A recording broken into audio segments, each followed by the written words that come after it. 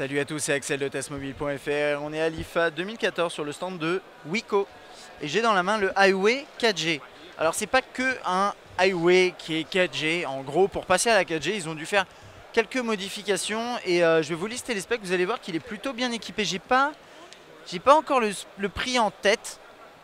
J'ai pas encore le prix en tête, donc je vais pas pouvoir vous le donner, mais je vais vous donner les specs tout de suite. Donc c'est un terminal qui est 4G, qui a un corps en aluminium sur les côtés, on le verra un peu plus en détail, vous inquiétez pas, je vais zoomer un petit coup après.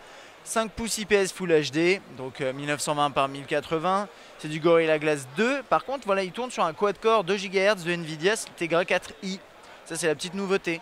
16 mégapixels à l'arrière, 8 mégapixels à l'avant, 16 Go de mémoire, 2 Go de RAM, oui.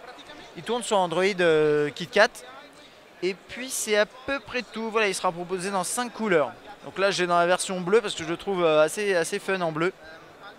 Alors, on va regarder le design tout de suite.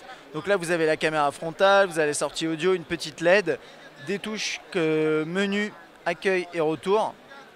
À droite la touche, alors ça c'est le bouton on-off, verrouiller, déverrouiller, les touches de volume. Tout ça c'est de l'aluminium avec des chanfreins et c'est plutôt sympa.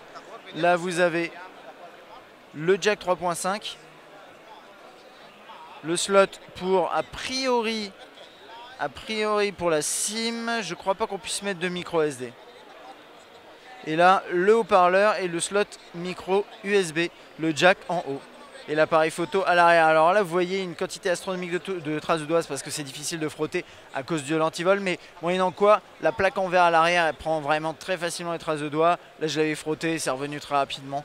Bon voilà, ça c'est à noter sur ce genre d'appareil, c'est souvent comme ça, mais c'est assez réussi, traces de doigts de côté. Alors hop, on le déverrouille.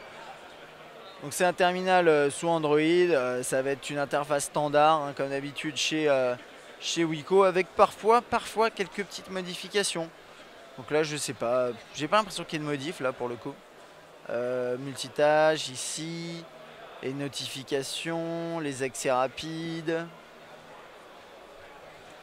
Hop, on va pas aller sur le web parce que je crois que je capte pas. Voilà, les messages. On peut taper du texte, bien entendu avec le clavier ici de base, mais vous pourrez le remplacer sur votre terminal si vous achetez cet appareil. Vous avez hop, la possibilité ici d'accéder aux différentes photos. Vous avez une flashlight. Ouais, là il y a des applications qui permettent de faire ça également sur Play Store. Pas besoin d'avoir une application comme ça préinstallée. On peut prendre une photo. Donc là je suis en mode selfie, en mode frontal, je ne sais absolument pas pourquoi. Ça doit être par là que ça se passe, voilà. On va prendre une photo. Assez rapide. Reste à voir les performances brutes de la bête, hein, puisqu'on a un chipset que nous on connaît pas, qu'on n'a pas eu l'occasion de tester. Mais vous avez du coup accès à la Tegra Zone. Alors là, ça sert à rien parce qu'il n'y a pas internet, ça a planté en plus. Mais la Tegra Zone, ça vous permettra d'accéder à des jeux qui sont exclusifs. Pas forcément exclusifs, mais qui sont optimisés pour votre chipset Tegra. Voilà, c'est à peu près tout pour ce Highway 4G. Bien sûr, il est 4G, hein, c'est sa particularité principale. Dites-moi si vous avez des questions, n'hésitez pas. Et puis moi, je vous dis à la prochaine.